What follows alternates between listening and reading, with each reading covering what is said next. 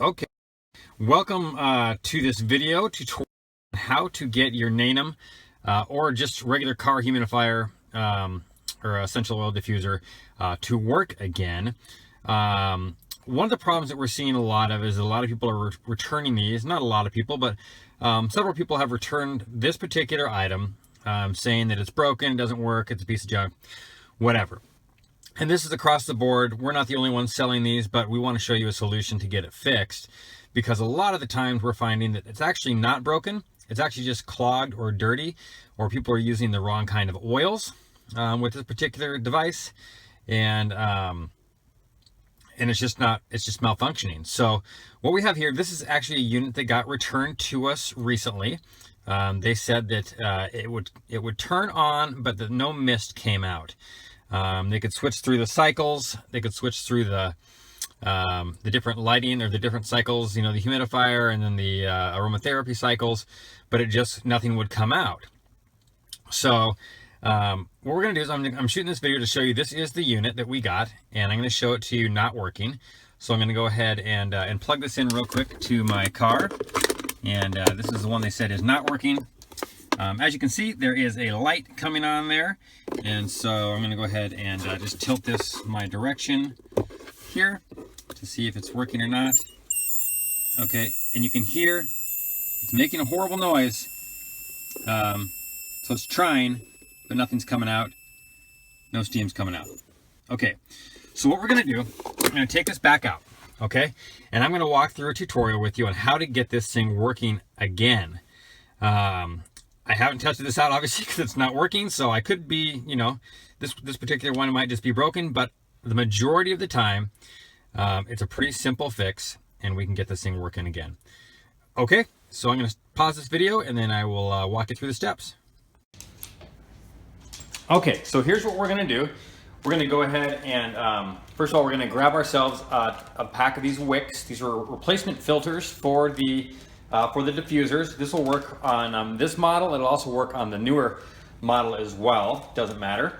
So if you don't have a bag of these wicks with your diffuser, you should definitely get some. We sell these on our website, and obviously you can see that we use them for in-house as well. So this is our home. You can see we use essential oils for all of our cleaning supplies and our hand soap and everything else. So we are big into the essential oils. So basically what I'm going to do here is I'm going to take this out, just take this water thing off here. I'm going to go ahead and pull this off as well. You can see the filter is right in here. Okay, so I'm going to take this filter out right here. All right, and one of the things that I'm also noticing is that there is not a spring. Okay, so there is not a spring in this particular unit. There should be a spring right here. So I'm going to show you what to do in that case as well. I'll go ahead and pause this video and go and grab a spring to make that work as well.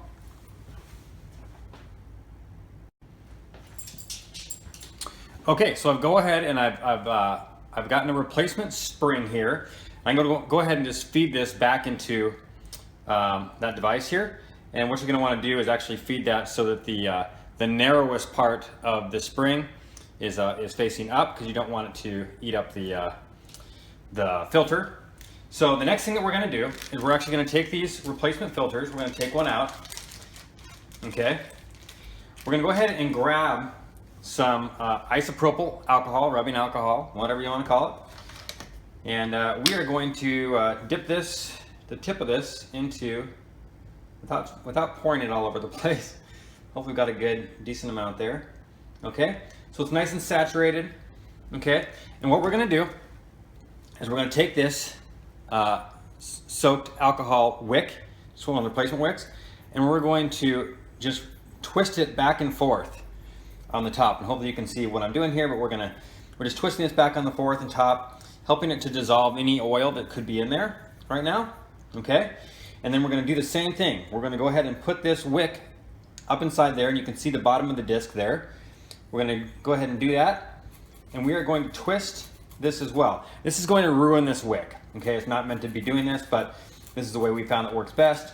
So you're basically going to be using a wick to clean this every once in a while, but you're just really going to vigorously twist that as well in there, and you'll see the wick gets kind of destroyed a little bit, but it's nice and clean in there now. Okay, let's go in there, let that dry for a little bit, and then what we're going to do is we're going to go ahead and take this device with our replacement spring as well.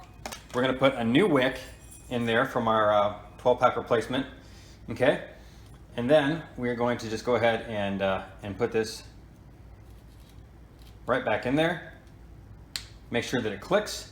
Now you can see that there's a spring down there that's pushing up on that device, applying pressure. Okay, and then we have some water here, and sometimes I like to use warm water. It doesn't really matter, but sometimes the warm water can help filter through the deal. But make sure you're not using tap water. Do not use tap water. Use filtered water or bottled water for this device, because tap water contains a lot of minerals that can actually clog up the device again, and not just an oil clog, but a mineral clog, which you can't really get out unless you get some like CLR or something of that nature. So what we're going to do now is we're going to go ahead and just twist this back in. I don't have any oil in there right now because I just want to show you that this works.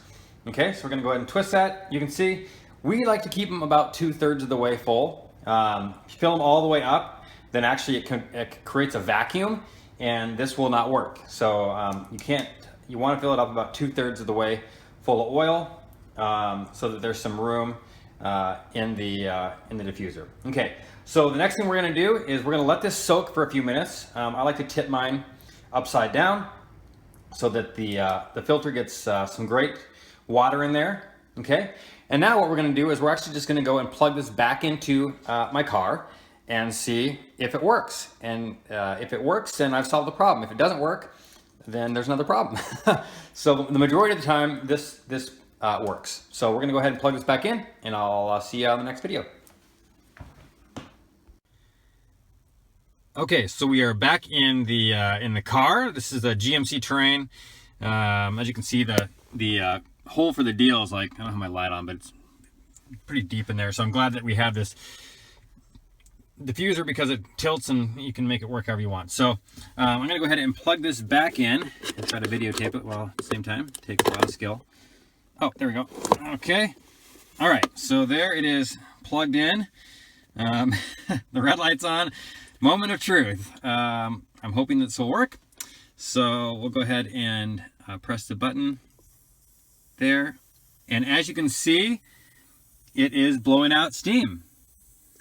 So it is back working. It's not making the weird noise anymore. It is back to working condition. I'll go ahead and put it on the other mode, make sure the other modes are all working. Okay, should shut off in a second. Oh, perfect. And then it should come on in about 2 seconds. So 1 Mississippi, 2 Mississippi. There we go. So it is back working again with just some simple maintenance. Like I said, this was sent back to us by a customer because they thought it was broken. We sent them a brand new one, and went ahead and just did those really quick, simple fixes, and got the spring there. As you can see, there's a spring pushing up the water filter, or pushing up the filter, and then we just cleaned the top and bottom of the disc, and we are good to go. So total time, obviously it took me about 4 or 5 minutes to videotape this whole thing, but total time to clean this should be about 2 minutes. Just pulling that out, making sure there's a spring, making sure the spring is down there and not at the top, and then just using it again as normal. So go ahead and pick up a pack of the filters if you don't already have them, because you will need them to keep your diffuser in good working condition so it doesn't get all clogged up. Once that filter gets clogged up, then it's going to clog up the top of that thing and make it bad. So the amount of time you're going to need to do this, the amount of times you're going to need to do this will vary depending on what oils you're using and how often you're using this diffuser. If you're using it every single day, you're probably going to want to replace that filter every couple of weeks and just do a really quick clean job on it. Other than that, it should last you a very long time. We've had ours for a long time. This is a new one.